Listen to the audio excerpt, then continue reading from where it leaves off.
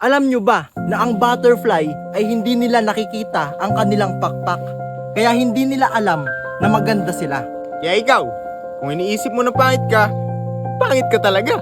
Kasi hindi ka naman butterfly. Congressman, hawak namin ang anak mo.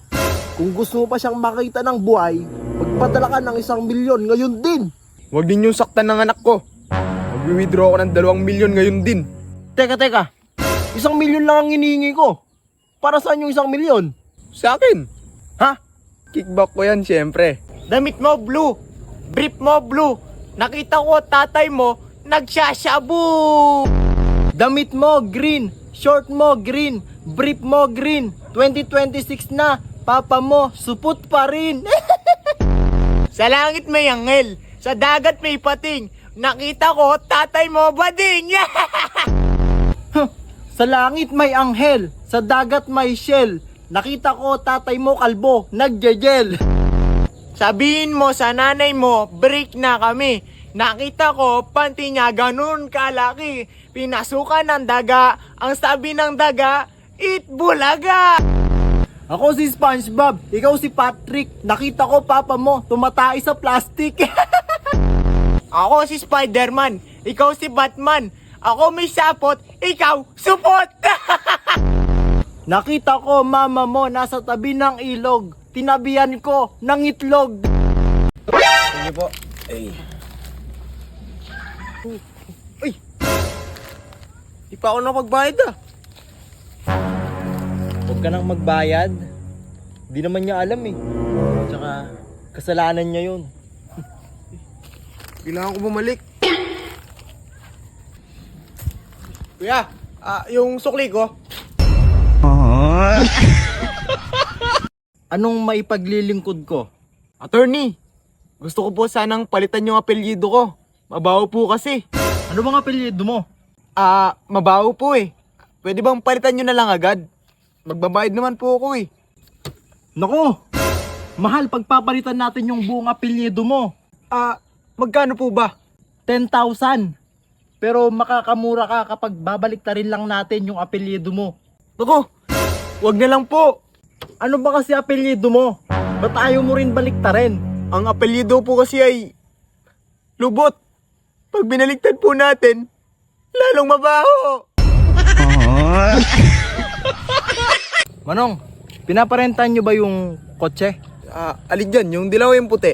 Yung dilaw? Oo. Yung puti? Oo. Magkano po? Yung dilaw o yung puti? Yung dilaw? 600. Yung puti? 600. Ilan po ang kakasya? Yung dilaw o yung puti? Yung dilaw? 4. Yung puti? 4 din. Ba't tinatanong nyo pa kung dilaw o puti? Pares lang naman pala yung sagot. Hindi. Kasi yung dilaw sa akin. Yung puti, kanino ba? Sa akin din. Ano ang pinagkaiba ng taong nahulog sa 13th floor at saka yung taong nahulog sa 2nd floor? Siyempre sa 13th floor, patay. Oh, Sa 2nd floor, pilay. mali. Anong mali? O sige, paano? Yung taong nahulog sa 13th floor. Oh.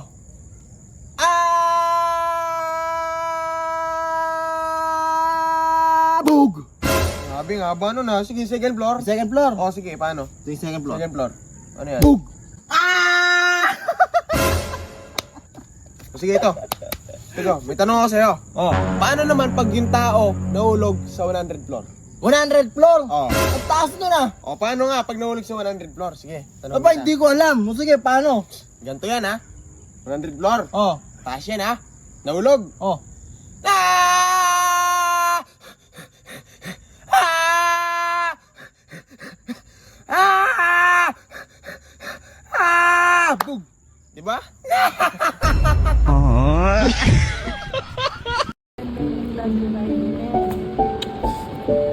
Bye-bye.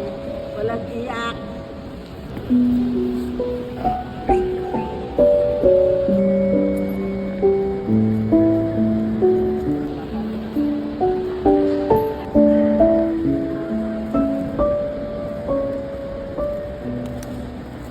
Ngayong araw nga ay hahatid na namin ng aming tatay sa airport. Kaya madaling araw pa lang ay inayos na ni Papa ang kanyang mga dadalhin pabalik ng abroad.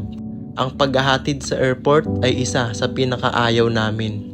Dahil dito namin huling mayayakap at makakasama ang aming tatay. Dahil lilipas nga na naman ang ilang araw, ilang linggo, ilang buwan, at ilang taon bago ulit namin makasama ang aming papa.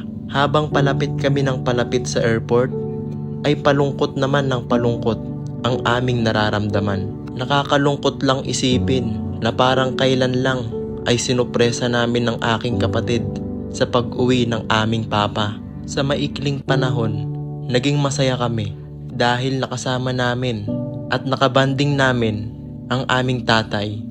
Napakabilis talaga ng panahon kapag tayo ay masaya. Pero kahit malungkot, naiintindihan namin na ginagawa ito ng aming papa para sa kinabukasan namin. At makalipas nga ang ilang oras na pagbiyahe, ay narating na rin namin ang lugar na pinakaayaw namin. Ang sabi ng iba, swerte daw kami. Swerte kami dahil naka-abroad ang aming papa.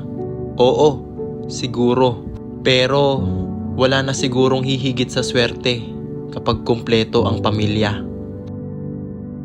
So yun guys, nandito na tayo sa airport. Grabe ang bilis. Parang kailan lang nagsundo tayo. Ngayon, bilis talaga ng panahon. Sa oras nga na ito ay nilagay na ni Papa ang kanyang bagahe sa security. At hinihintay na lang namin at sinusulit ang bawat minuto na kasama namin siya. Dahil maghihintay na naman kami ng 2 taon bago ulit namin siya makasama. At sa oras nga na ito ay papasok na si Papa sa eroplano.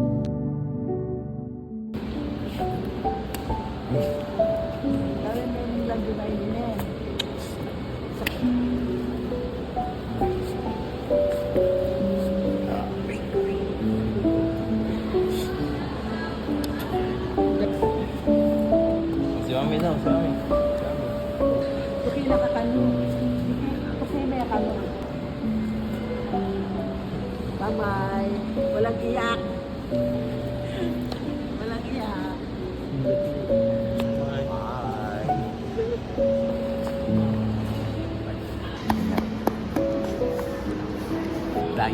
Daddy. Bye.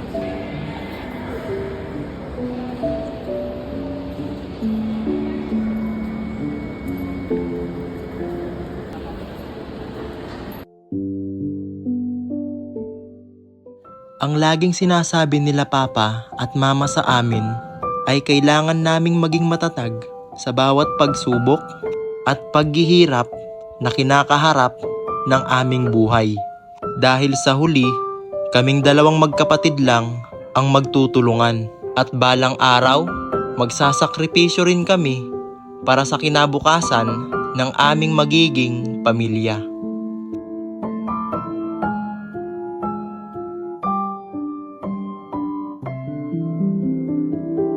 Kung iniisip mo na pangit ang sitwasyon mo, pangit ang buhay mo, pangit ang umaga mo, at pangit ang araw mo, Huwag mong kakalimutan na mas pangit ka. ay kuya. Ay, Pwede ba magtanong? Ay, sige po. Dito ba yung lugar ng mga pogi?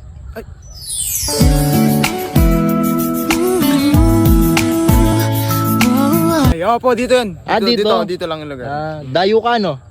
Ang pangit mo eh.